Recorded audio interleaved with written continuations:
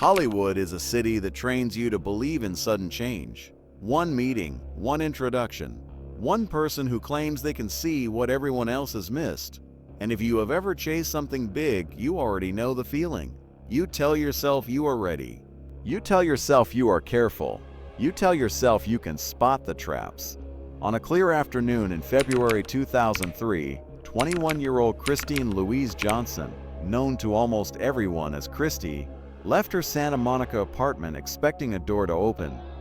What waited on the other side was not an audition.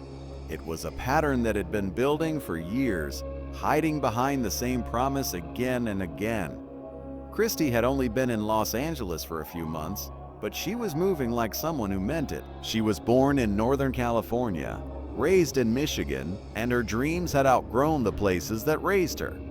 People close to her described her as calm and peaceful, the kind of person who made a room feel quieter just by being in it. After high school and a year of college, she worked as an assistant on the Sandra Bullock film Murder by Numbers. That job did something to her. It made the industry feel reachable, not distant. Not reserved for other people, reachable. She was a college student, she did makeup.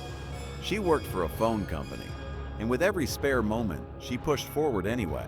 Headshots, rezooms, music video work, the slow repetitive grind that most people never see, where you keep showing up even when nothing is promised. She wrote to her dad, Kirk, about how nervous she had been when she first arrived, and how she forced herself to stick with it. She believed she was finally on her way. Then Valentine's weekend arrived, and it brought the kind of moment that can rearrange a life in an instant. Christy called her mom Terry and mentioned she was going to the mall. It sounded normal, even sweet. Terry told her not to buy anything, to pick something out, and it could be her Valentine's present. It was the kind of conversation families have when everything still feels safe. On February 15th, Christy came home with news that made her roommate, Carrie, feel the heat of it too.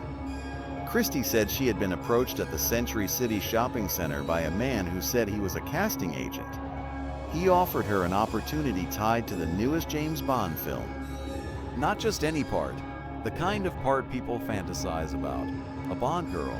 He made it sound simple. He made it sound like the competition didn't really matter. The audition, he suggested, was basically a formality. The job was hers. Christy felt a flicker of doubt. She did not walk through the world as a reckless person.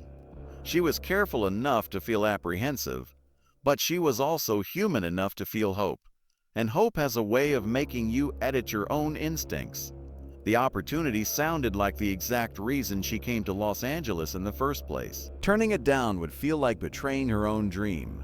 The man gave her specific instructions. She showed Carrie what she was told to buy: a black miniskirt, a crisp white men's shirt, stilettos, an outfit designed to send a message before a word was spoken. At 5:30 p.m., she had a meeting scheduled in Beverly Hills. She left the apartment ready for a big break, dressed for what she believed was the part. Then the hours passed. That night she did not come home. Late evenings happen in Los Angeles. Meetings run long, people end up at a friend's place. Carrie did not yet know Christy well enough to feel alarmed. They had lived together for only a couple of months. Missing one night could still fit inside normal.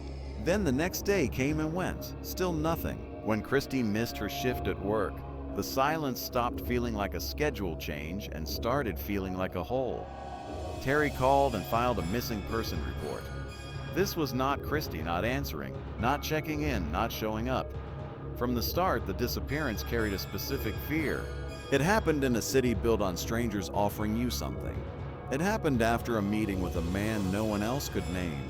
Detectives went to Christy's apartment. Carrie told them about the casting call, about Christy's excitement, about the promise of a fresh face, about how Christy had been told she needed to look sultry and sexy, about the idea of being given a necktie to wear. In Christy's room, there was proof of the day: a receipt, a new pair of stilettos. Mall security video showed her buying the skirt. But in all that footage, there was no clear image of Christy with the man. And then there was her phone. At 5:32 p.m. on the day she left, her phone was active. But it was not in Beverly Hills. It was in Laurel Canyon in the Hollywood Hills. After that, the phone went quiet. No calls, no messages. No bank activity, the kind of sudden stop that does not feel like a choice. Around that same time, Christy crossed paths with Douglas Kirkland, a famous celebrity photographer. Christy was driving in the Hollywood Hills, up on Wonderland Park Avenue, lost and running late. She asked him for directions. For him, she looked like what he had seen 1,000 times before. Another young person with a dream, another face full of hope and urgency. He watched her drive away and thought, in the simplest way, good luck. Only days later, he saw her face again, not on a billboard, not in a casting announcement. Her face was now connected to the word missing. Christy's parents, Terry and Kirk, flew to Los Angeles and started pushing her name and photo everywhere they could. In these moments, families learn something bitter about attention. You have to fight for it. You have to make the world care. You have to repeat your child's name until strangers start saying it too. One of those strangers was a woman named Susan Murphy. Susan saw Christy's story and felt something go cold inside her, because it reminded her of a moment that had already bothered her for weeks. She had been at the same mall inside Macy's when a man approached her. He introduced himself as Victor Thomas. He said he was a casting agent working on the new James Bond film. Susan did something that many people wish they had the chance to do afterward. She brought her boyfriend Mark. When she went to meet him, Mark waited in the car. Susan stayed outside the building. When the man arrived, his first reaction was anger. He focused on Susan's clothing. She was not wearing the exact outfit he had demanded. The same outfit Christy had been told to wear: white men's shirt, black miniskirt, stilettos. Susan asked to see identification. The man turned cold. In an instant, the promise vanished and the insult arrived. He told her she would not be the right fit, and when Mark stepped in, the man left fast. Susan remembered his face clearly: white male, curly short brown hair, around 5'11", aggressive, insistent. The kind of stranger who does not just ask, the kind who pushes. The name Victor Thomas led nowhere. It was fake, but the person was real. Detectives returned to the mall with Susan and searched the footage. This time they found him. He had been following Susan around before approaching her, watching and waiting for the right moment to step in. A sketch was created and released with a tip line. Calls poured in, close to 1,000 of them, each one a person trying to match a face to a memory. One of the calls came from an actress named Kathy DeBuono. Kathy recognized him. She was sure. She had met him 2 years earlier in a mall. To her, he had been Brian from Disney. Kathy was not new to the industry. She understood how these approaches normally worked, and she knew the red flags. Still, the same dangerous curiosity that pulls people toward opportunity pulled at her too. What if it was real? What if it was the thing everyone hopes for? She agreed to meet him, but she did not go alone. She brought a friend, a stunt double named Chester, just in case. The meeting location was a house, but the man never came out. Another woman, an aspiring actress and dancer named Alice Walker, saw Christy's story and felt her own past step forward. Alice had worked as a waitress in the mall. A middle-aged man sat at her table and started talking. He said his name was Victor. He claimed he was working on the new Bond movie. He asked her to meet him at an abandoned building in West Hollywood. He told her to wear the same outfit. Alice went because she believed she would meet a director there too. But when she arrived, it was only Victor. He had her walk in the outfit. He gave her a necktie to put on. Alice kept her thumb under the tie so it could not tighten. It was a small move, but it was the kind of move that shows you something. Part of her was already trying to protect herself.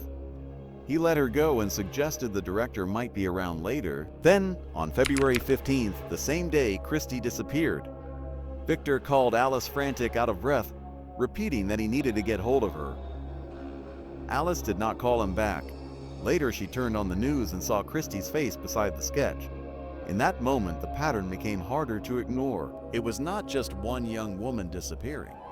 It was multiple women hearing the same lines, being told to wear the same outfit, being guided toward the same type of isolated meeting, being asked to put on a necktie. A sketch can do something powerful. It can turn private fear into public warning. And it can also do something else. It can reach the one person who already knows the truth of that face. A parole officer recognized the sketch and called in with a name that was not invented: Victor Paleologus. He had been released from prison only 26 days before Christy disappeared. His record was long and jagged. In 1999, he had been sentenced to nearly 9 years for falsifying financial statements, writing a fictitious check, and assault with intent to commit a sex act. 2 days after Christy vanished, Victor tried to steal a BMW in Beverly Hills. He ended up in the county jail. When questioned about Christy, he denied knowing anything. Meanwhile, Christy's car surfaced in a place that felt like another cruel twist. It was found at the St. Regis Hotel valet area right beside the mall. A valet attendant said a man had handed him the keys. The car was swabbed. It was clean, too clean. Aside from one print that belonged to Christy, there was nothing. The valet looked at a lineup. He could not say with certainty who gave him the keys. Susan Murphy looked too. She pointed to one man, confident, and identified him as the same person who had lured her toward that abandoned building. Then other stories continued to attach themselves to the same face. A realtor named Paul Cady came forward. He had shown houses in the Hollywood Hills to a man named Victor. During the showings, Victor kept asking Paul to step out of rooms, saying he needed to check sound and insulation. To Paul, it felt wrong. Like Victor was not shopping for a home.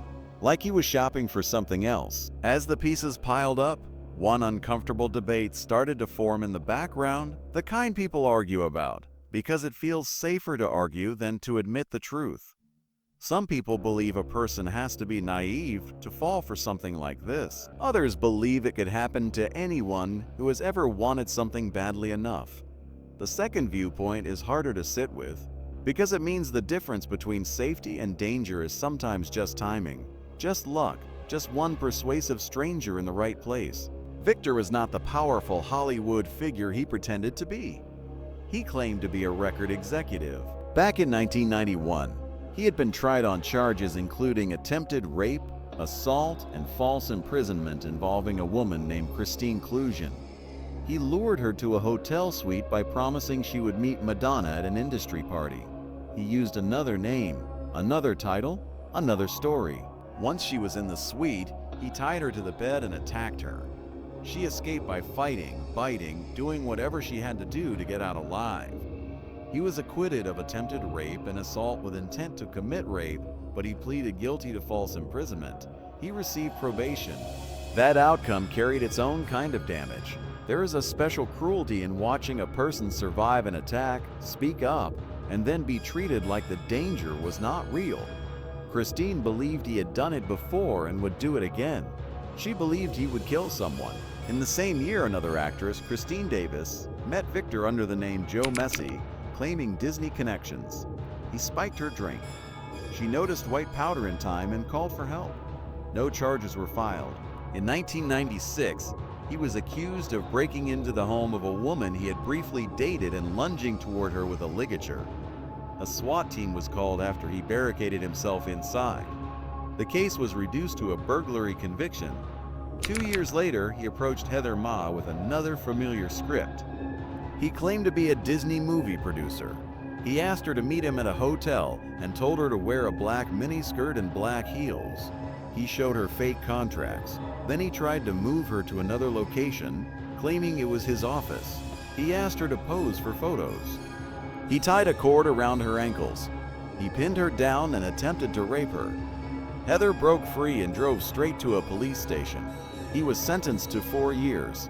By 2003, less than a month before Christy disappeared, Victor had been released again after serving time for assault with intent to commit rape, attempted forcible rape, and false imprisonment by violence. The pattern was not subtle. It was consistent. Same kind of promise, same kind of outfit. Same pressure, same escalation. Still, the most important question remained unanswered. Where was Christy? On March 5, 2003, hikers moved through a remote ravine in the Hollywood Hills. Below them, nearly 100 feet down, they spotted a badly decomposed body of a young woman. A lead investigator named Virginia Obenchain asked to be lowered into the ravine herself. She needed to see the end of the search with her own eyes.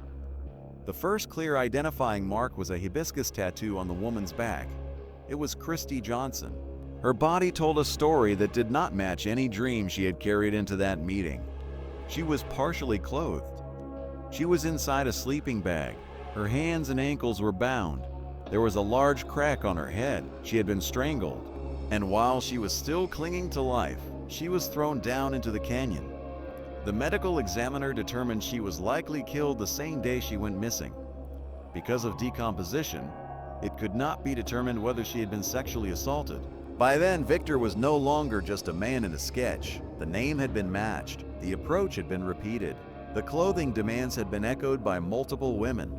The necktie detail had surfaced again and again. Susan's identification sat alongside a long chain of accusations and convictions that all moved in the same direction. Victor Paleologus was arrested for Christy's murder. The case also exposed something that can unsettle people more than the crime itself. There was no clean, simple forensic trail. No hair, no fibers. No clear DNA linking him directly to the killing. The car had been wiped down like someone understood exactly what evidence could do. So the case leaned heavily on the women who came forward, the ones who carried their own close calls and uneasy memories. Their stories were not identical, but they rhymed. Same lure, same pressure, same isolation, same insistence on control. And this is where the quiet controversy sharpened. Some people look at a lack of forensics and assume doubt.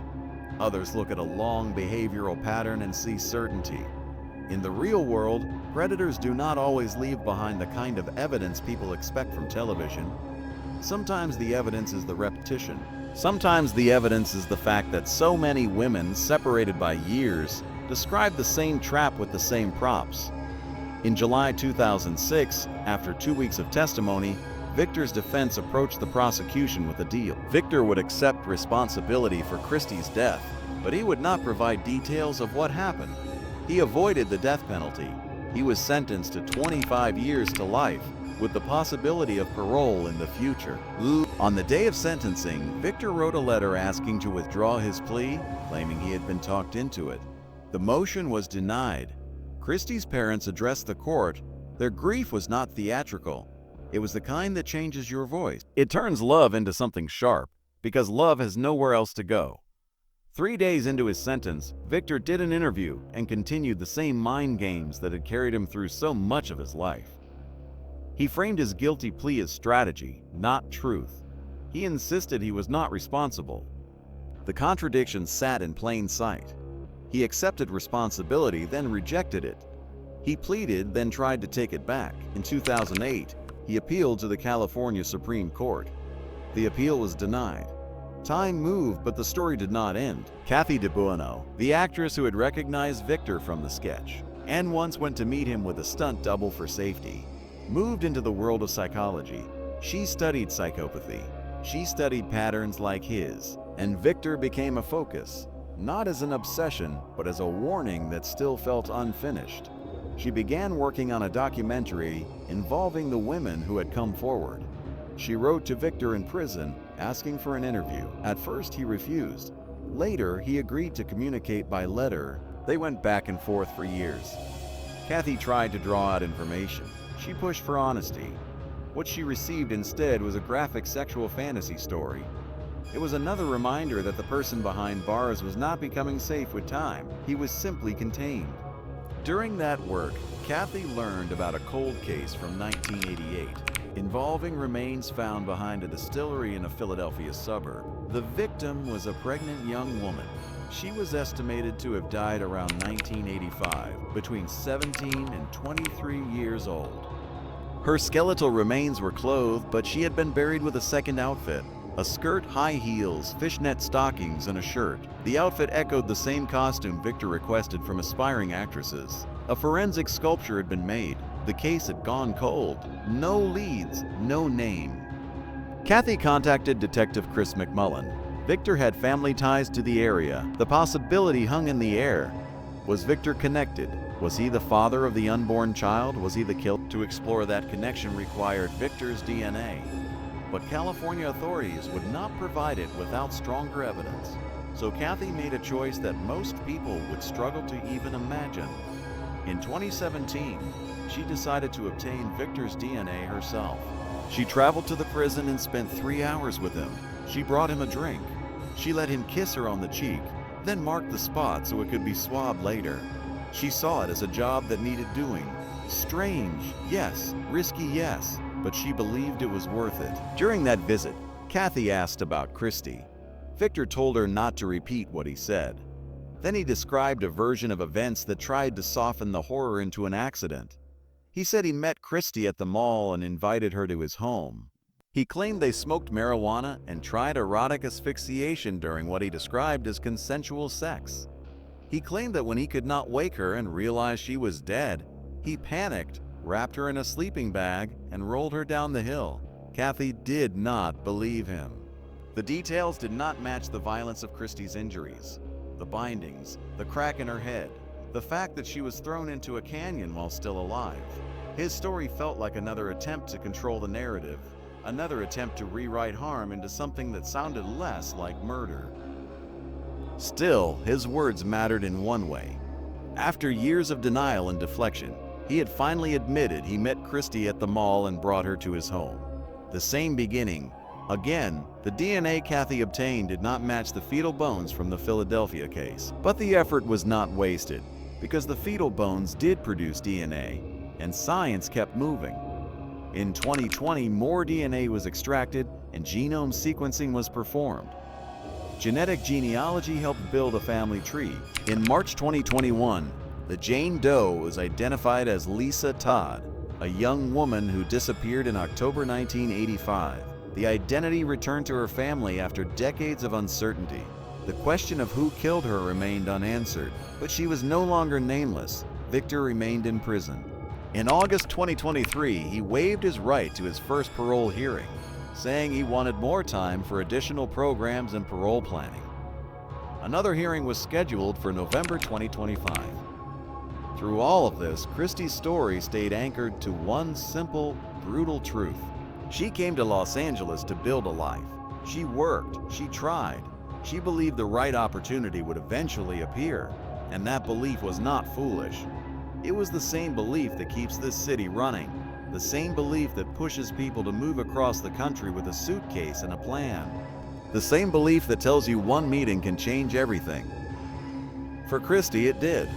Her parents carried her memory forward in the only way they could. Kirk described her as his guardian angel, the presence he still looked for in the world when the silence felt unbearable.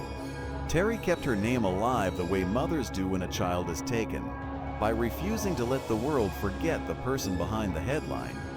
Christy Johnson was a young woman with calm eyes and real ambition, a makeup artist and student who was learning how to survive in a competitive city.